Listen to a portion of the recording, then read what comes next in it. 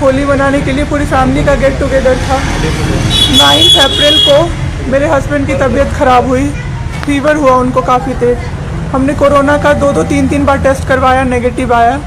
RT-PCR के लिए दिया तो वहाँ पे भागलपुर में थे हम लोग। वहाँ पे 1 दिन 2 दिन वेट करते करते 10 दिन तक रिपोर्ट नहीं आया। फिर हमने नोएडा के एक डॉक्टर हैं उनसे कंसल्ट किया, वीडियो कंसल्टेशन से। उन्होंने बोला कि CT चेस्ट करवाना है। हम लोग भागलपुर गए और CT चेस्ट करवाए तो उसमें उनका इन्फेक्शन आया।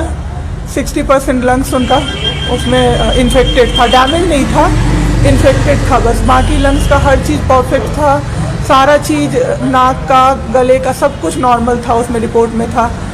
फिर हम लोग नेक्स्ट डे ग्लोकल हॉस्पिटल है भागलपुर में, ग्लोकल हॉस्पिटल लेके आए। वहाँ पे एडमिट कराया हमने ICU में। मेरी मदर की भी तबीयत ख़राब थी, मेरी मम्मी और मेरे हस्बैंड दोनों एक साथ एडमिट हुए। वहाँ पे इतनी लापरवाही हुई उनके साथ, इतनी लापरवाही हुई। डॉक्टर्स आते थे बस विजिट के लिए, 10 मिनट देख के गए। उसके अलावा जितने भी वहाँ पे नर्स थे, कंपाउंडर्स थे, सारे के सारे जल्लाद थे सर।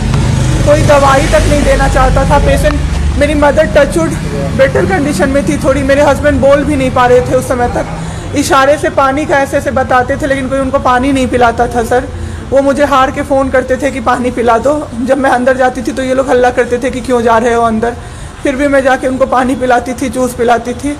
रेमडेसिविर इंजेक्शन का नाम आप लोगों ने अभी तक सबने सुन लिया होगा कि कितनी मुश्किल से मिल रहा है। डॉक्टर ने वहाँ सजेस्ट किया, मेरे 2 पेशेंट थे वहाँ, हमने बहुत मुश्किल से अरेंज किया। जब वो इंजेक्शन मिला तो एक दिन रात को जब इंजेक्शन देने लगे, हाफ इंजेक्शन फ्लोर पे गिरा दिया उन्होंने। हमने कहा कि इतना महंगा इंजेक्शन है, इसी का असर होके ठीक होते ये आपने कैसे गिरा दिया। उन्होंने कहा कि 50,000 का भी गिरा देता ना तो तुम कुछ नहीं कर पाती अभी। हम लोग चुपचाप वहाँ से सर हट गए। थोड़ी देर बाद वहाँ पे मेरे हस्बैंड को मैंने देखा कि उन्होंने 2-3 बार पॉटी किया था, यूरिन पास किया था, कोई क्लीन करने नहीं आ रहा था सर। 6 घंटे से वो उसी गंदगी पे पड़े हुए थे।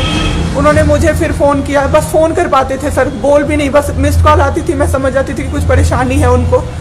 जब मैं गई तो मैंने देखा पूरे गंदे बेड पे मेरे हस्बैंड 6 फीट 2 इंच के सर, पूरे गंदे पे वो सोए हुए थे सर। मैंने ज़बरदस्ती सबको बुलाया। एक आदमी था ज्योति कुमार करके, ज्योति कुमार, सब लोग ध्यान से इसको कवर कीजिए। ज्योति कुमार एक कंपाउंडर था वहाँ पे। कौन सा हॉस्पिटल का नाम? Glocal hospital Bhagalpur. Jyoti Kumar compounder है वहाँ का, मतलब जो अटेंडेंट सब होते हैं ना वो है, लड़की नहीं है लड़का है, ज्योति कुमार। उसको मैंने रिक्वेस्ट किया कि भैया प्लीज़ आप मेरे हस्बैंड की मदद कर दीजिए, रात में ये लोग रुकने नहीं दे रहे हैं मुझे अपने पास, इनके पास। उसने बोला ठीक है ज़रूर मदद करूँगा, ये कह के, और मैं अपने हस्बैंड से बात करने लगी। इशारे से ही वो बात कर रहे थे, मैं बोल रही थी। अचानक से मेरा दुपट्टा खिंचाया बहुत ज़ोर से। मैंने सोचा क्या हो रहा है, जब मैंने पीछे मुड़ी तो मेरे कमर पे उस आदमी का हाथ था और मेरा दुपट्टा वो ज्योति कुमार खींच रहा था। मेरी माँ पीछे से चिल्लाई, मेरे हस्बैंड ऐसे ऐसे होने लगे, पूरा पसीना उनको चल गया, कुछ बोल नहीं पा रहे थे वो।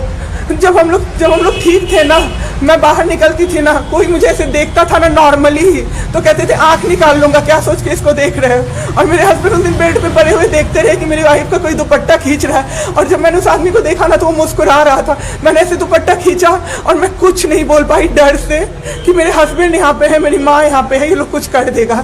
इस डर से मैं कुछ नहीं बाहर निकली। मैं बाहर निकल के मैं दम से बैठ गई। वो आदमी मेरे पास फिर आया, मुस्कुरा के बोला मैं ध्यान रखूँगा। मैंने बोला ठीक है भैया आप ध्यान रखना।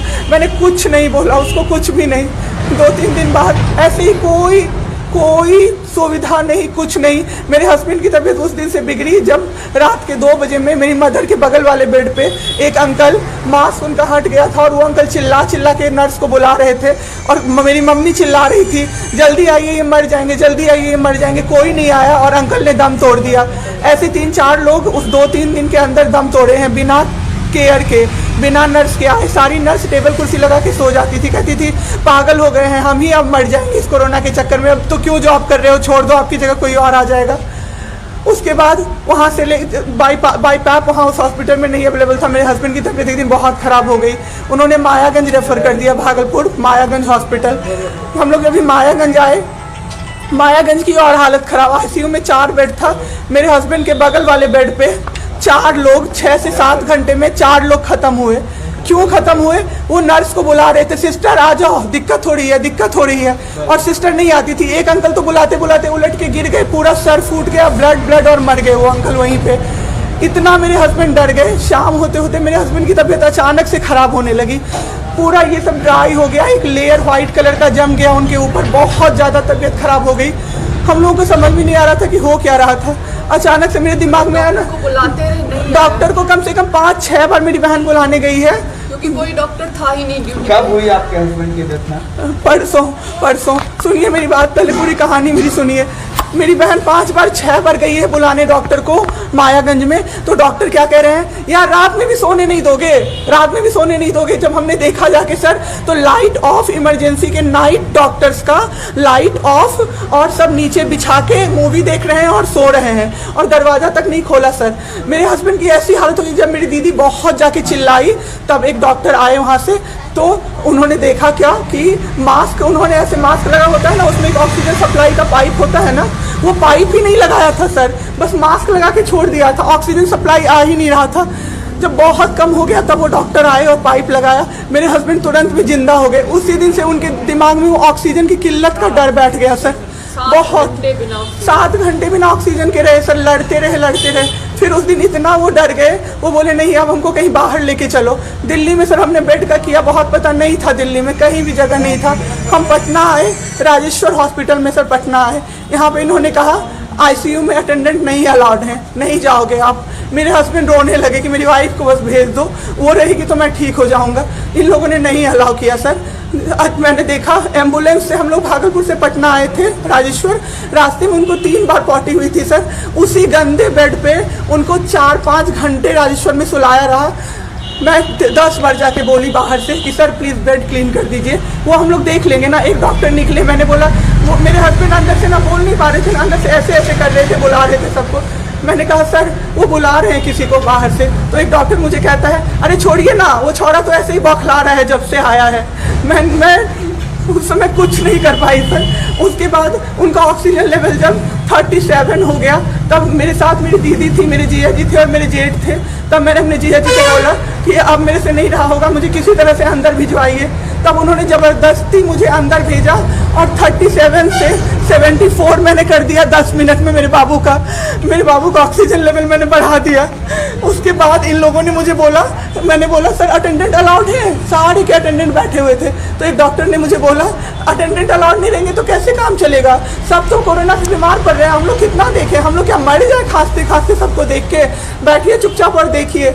15 दिन तक सर एक टेबल पे एक लगातार मैं बैठी हूँ। आज 1 महीना पे मैंने ब्रश किया है सर, 1 महीने पे ब्रश किया है मैंने। बाबू को बहुत ठीक कर दिया। इतना स्ट्रॉ लगा के सर, मास्क के अंदर से स्ट्रॉ लगा के बाबू को मैंने जूस, दाल, रोटी सब कुछ पिलाया सर। इतने ठीक हो गए ना कि जो डॉक्टर फर्स्ट डे बोला था ये बचेगा नहीं, वो डॉक्टर सर 3-4 दिन बाद कहता है टचवुड क्या कर दिया आपने इनके साथ, ये तो एकदम ठीक हो गए, गजब का फाइट दिया आप दोनों ने मिलके।